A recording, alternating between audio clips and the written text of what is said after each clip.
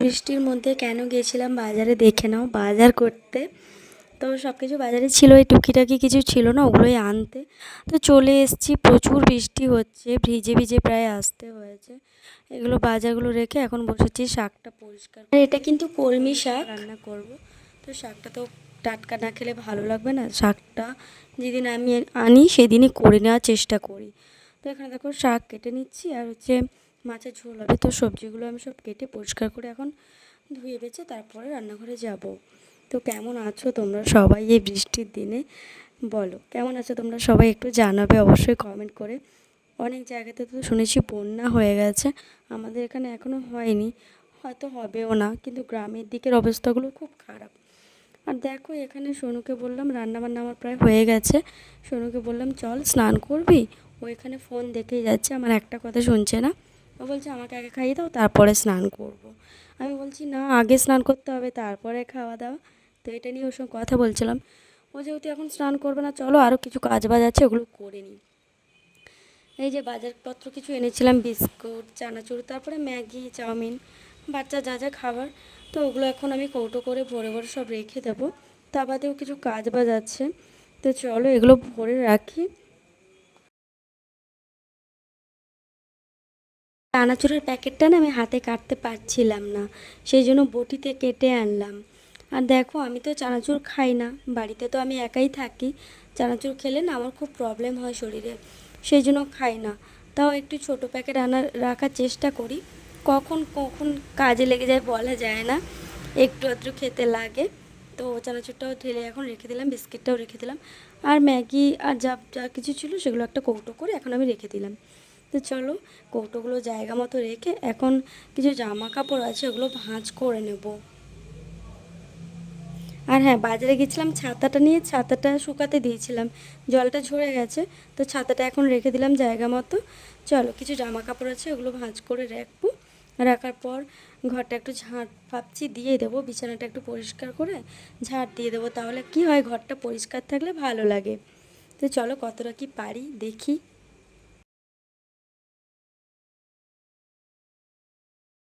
দেখো যেই কথা সেই কাজ, বিছানাটা যেহেতু পরিষ্কার করবো বললাম, তো চেয়ারটা, একটা চেয়ার একদিকে একটা চেয়ার ওই দিকে, মানে বাচ্চা থাকলে বাড়িতে যা হয়। তো চেয়ারগুলো আমি জায়গা মতো রেখে এখন একটু বালিশগুলো ঠিক করে বিছানাটা একটু ঝেড়ে দিলাম। তারপর দেখো ঘরটা তো অনেক নোংরা করে দিয়েছে, সকাল থেকে দুবার ঝাঁট দিয়ে দিয়েছি, তারপরও এরকম অবস্থা। তো আরেকবার ঝাঁট দিয়ে ভাবছি ওকে চান করিয়ে দেবো, আর আমি নিজেও আরেকবার স্নান করে নেবো। আমার তো 2-3 বার স্নান করার অভ্যাস। তো চলো ঘরটা ঝাঁট দিয়ে ছেলেকে চান করিয়ে আনি, তারপর ওকে খেতে দেবো। দেখো একজনকে স্নান করিয়ে এনেছি, কি অবস্থা, ও কিন্তু ভাবছে আমি ওর ফটো তুলছি, ও জানে না যে আমি ওর ভিডিও করছি। কি অবস্থা, গামছা জড়িয়ে ও ভাবছে ফটো তুলছি, দেখো পোজ দিচ্ছে। কি চান করেছো? এত সুন্দর পোজ তো আমরাও দিতে পারবো না। তো চলো ওকে খেতে দিই।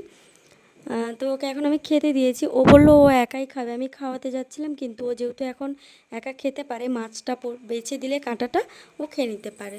তো চলো ও এখানে একা খাচ্ছে, আমি কিন্তু মাছের কাঁটাটা বেছে দিয়ে অন্যান্য কিছু কাজ আছে করব।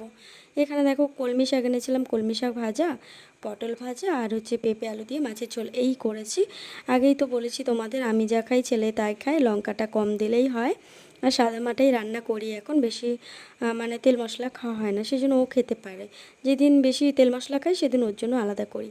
তো ও খাক, চলো অন্য কিছু কাজ আছে করে আনি। তো এটা দেখো রাতের বেলা আমি এখানে রুটি করব তাই আটা মাখছিলাম। আর ও দেখো যেই দেখেছে ক্যামেরা চালু, ওর দেখেছো কত বদমাইশি, ও একটা বন্দুক নিয়ে কি করছে। তো আমি ওর সঙ্গে ওকে দেখছি, কথা বলছি আর হাসছি। আর এদিকে কিন্তু একটা তরকারিও বসিয়ে দিয়েছিলাম, ওই আলু পেঁপে দিয়ে মনে একটা সবজি, আর হচ্ছে রুটি। আটাটা আমি মেখে নিচ্ছি। তো ও এখানে বদমাশি করতে থাকছে।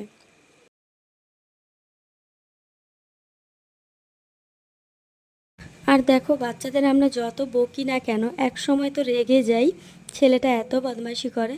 আর এক এক সময় মনে হয় যে ও যদি 1 ঘন্টা আমার কাছে না থাকে, আমার নিজেকে বড় একা মনে হয়। কার সঙ্গে কথা বলবো, কার সঙ্গে বক বক করবো, কে আমার পেছনে লাগবে, এরকম একটা ব্যাপার। তো তোমাদের যাদের যাদের বাড়িতে বাচ্চা আছে এরকম করে কিনা অবশ্যই কমেন্ট করে জানাবে। আমার তো এক এক সময় রাগ হয়, এক এক সময় আবার যখন থাকে না কাছে খুব কষ্টও হয়, ছেড়ে থাকতেও পারি না। তো চলো এখানে আমার আটাটা মাখা হয়ে গেছে, আমি এখন আটাটা বেলে নিচ্ছি।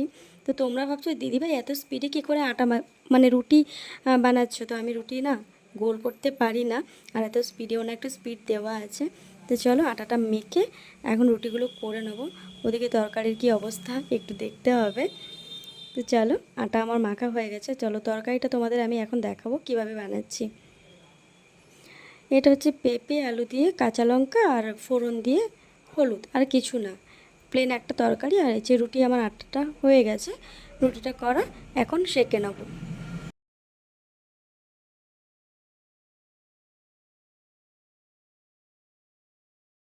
অনেককে দেখেছি আমি তাওয়াতেই রুটিটা একদম করে নেয়, একটা একটা করে।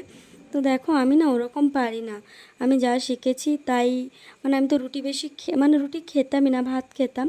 এখন ওই কয়েকদিন ধরে ডায়েট করছিলাম, সেই যা রুটি খাওয়া শুরু করেছি, এখন তো আমার রুটি ছাড়া কিছু ভালোই লাগে না, দিনের বেলাও ভাত খেতে ভালো লাগে না, এমন একটা অবস্থা হয়েছে। রুটি খেতে আমি খুবই এখন ভালোবাসি।